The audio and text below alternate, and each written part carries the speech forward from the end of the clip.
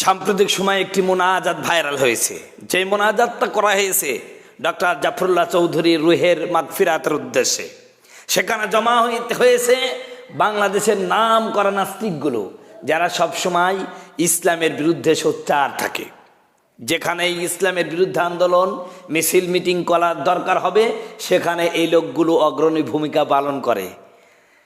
কিন্তু জাফরুল্লাহ চৌধুরীর রুহের মাগফিরাতের উদ্দেশ্যে দেখলাম সেই লোকগুলোকে একত্রিত হতে। ভালো, এরা মুখে আল্লাহর অস্তিত্ব স্বীকার করে না, আল্লাহর মহান শক্তিকে স্বীকার করে না। তারা প্রকৃতিকে বিশ্বাস করেন, এমনি এমনি আইসে আল্লাহ বলতে কিছু নাই, না উসবিল্লাহ, এমন বিভিন্ন মন্তব্য ছড়ে দেয়। কখনো তারা বলে আমরা ধর্ম বিশ্বাস করি না। তারা হচ্ছে অসাম্প্রদায়িক চেতনার লোক, তারা হচ্ছে বাঙালি, তারা মুসলমান হিসাবে পরিচয় দিতে লজ্জাবোধ করে। তারপরও তারা তাদের গুরু জাফরুল্লাহ চৌধুরীর রুহের মাগফিরাতের উদ্দেশ্যে একত্রিত হয়েছে। সেখানে মোনাজাতের আদব কায়দা কোনোদিনই জানে না, কারণ তারা তো জীবনে পশ্চিম দিকে সেজদা মারে নাই। হুচুট খেয়ে পড়ে গেছে, পূর্ব দিকে পড়ছে, তাও পশ্চিম দিকে পড়ে নাই।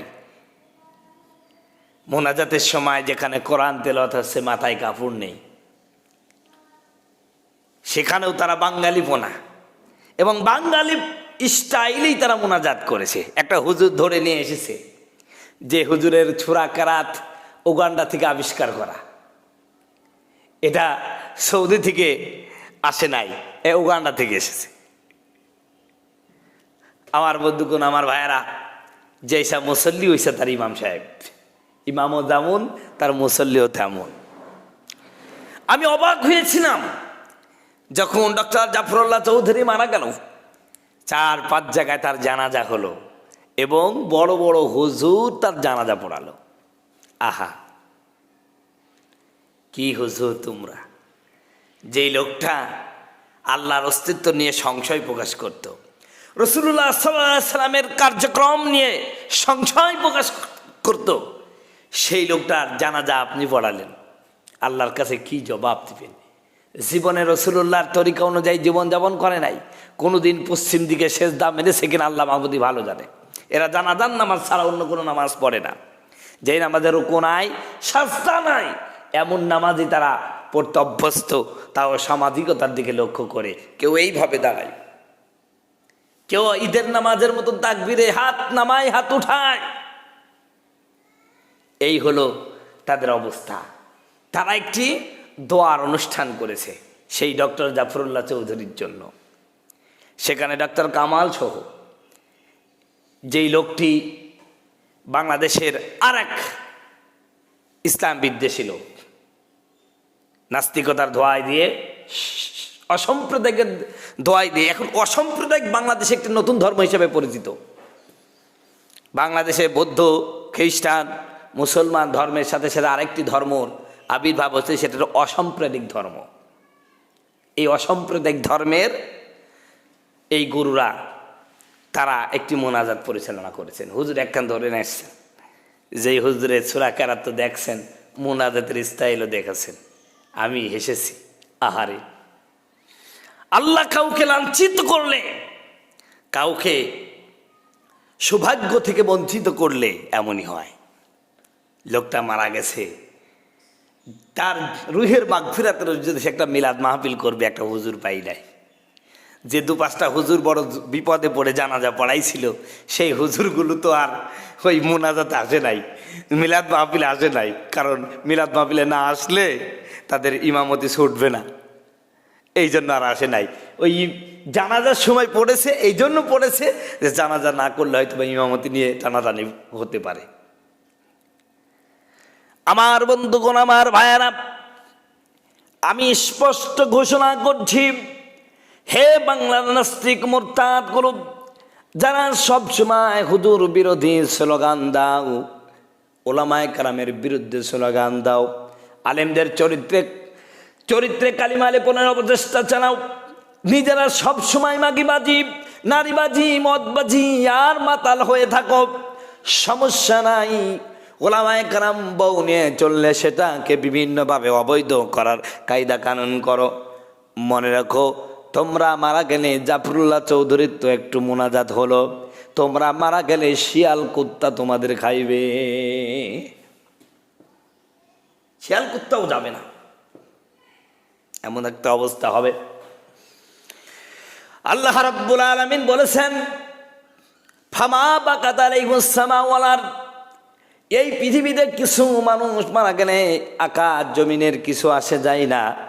জমিনবাসী বলে বাঁচলাম, জমিনবাসী বলে বাঁচলাম, আকাশবাসীও বলে বাঁচলাম।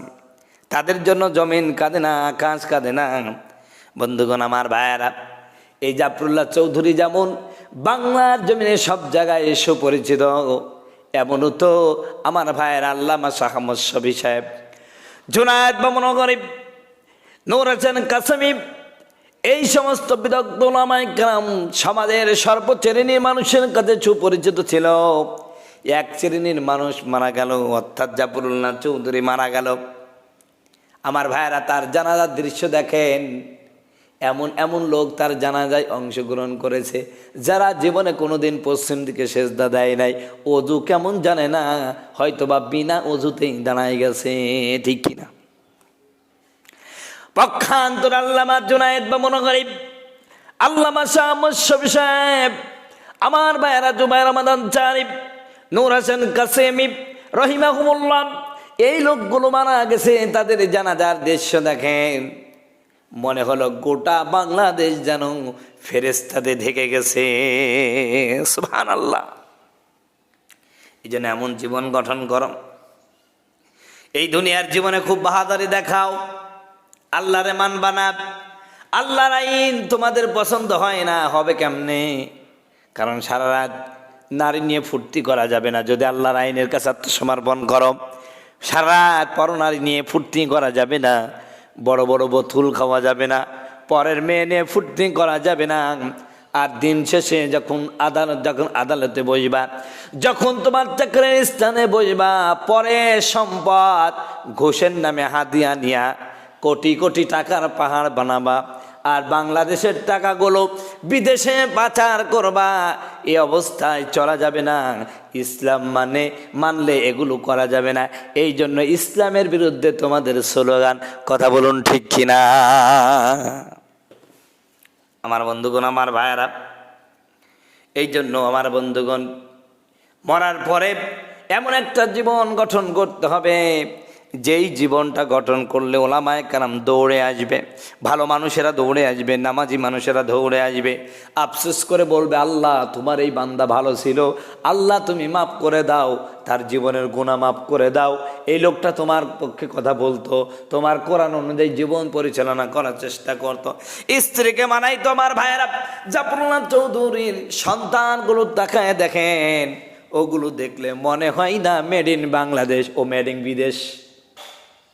আহারে, মেয়েটার দিকে তাকায় দেখলাম, আমার মনে হলো এটা হলো তাসলিমা নাসরিনের পেট থেকে বেরোইছে।